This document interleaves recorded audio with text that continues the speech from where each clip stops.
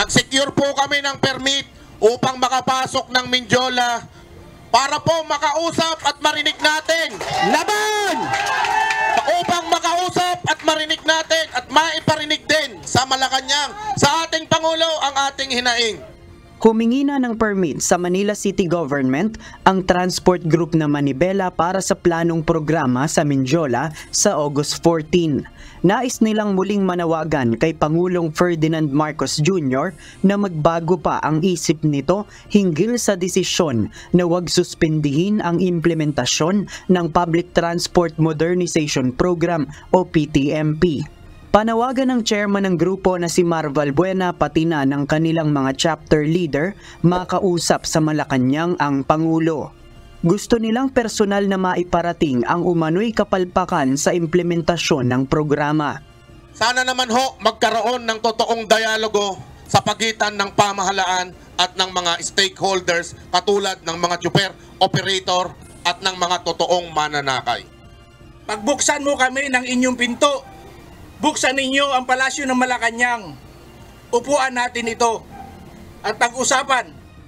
Sa totoo lang, naghahanap buhay sana kami ngayon, pero nandito na naman kami para iparating sa inyo o nagmamakaawa kami. Ilagay lang po namin, totoo po yun, nagmamakaawa na po kami sa inyo. Pakinggan nyo po kami, Pangulong BBM.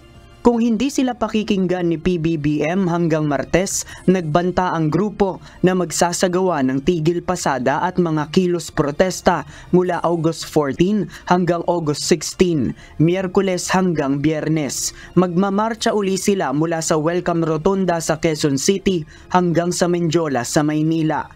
Nasa higit 6,000 mga tsuper at operator ang inaasahang sasama sa protesta mula sa Metro Manila, Region 4A at Central Luzon. Kung wala pong malinaw na direktiba galing sa Malacanang, sa DOTR o LTFRB, kung papaano itong minorya na natitira, strike po kami ng Miyerkules, Huwebes, Biyernes. Kanina ay pinakita ng Manibela ang isang rehabilitated na unit ng jeepney na nasa halos 1 milyon lang ang nagastos para maisaayos. Mas mababa umano ang presyo nito kumpara sa mga minibus na inuutang ng mga kooperatiba sa bangko dahil sa fleet modernization na dapat sundin sa ilalim ng PTMP. Ito yung rehabilitated na unit ng jeepney na ipinapakita ng transport group na Manibela na pumapasada ngayon sa rutang Alabang hanggang Pasay. Ang gustong mangyari ng grupo, imbes na palitan ng mga minibus ang mga tradisyonal na jeep, ay payagan na lang sila na magsagawa ng rehabilitasyon. Nauna nang sinabi ni LTFRB Chairman Chofilo Guadis III na wala namang nagiging epekto ang ilang ulit na tigil pasada ng Manibela. Dapat ding ituloy ang modernisasyon dahil suportado ito ni PBBM at mayorya ng mga operator sa bansa ay sumunod na sa programa. Ang koalisyon naman ng transport cooperatives na Magnificent Seven pinasalamatan ang Pangulo. Ayon kay Obet Martin ng Pasang Mazda, magpapatuloy sila sa programa dahil naniniwala sila na ang layunin ng modernisasyon ay upang makapagbigay ng mas komportabling biyahe sa mga mananakay. Nasimulan namin to, ipagpapatuloy pa rin po namin ang mga pagbili ng mga bagong sasakyan upang magkaroon naman ng kasiyahan o kaligtasan, safe, ang ating safe, convenient ang ating mga mananakay. Ang MMDA nakahanda umanong magbigay muli ng libreng sakay kung mayroong mga ruta na may stranded ang mga pasahero.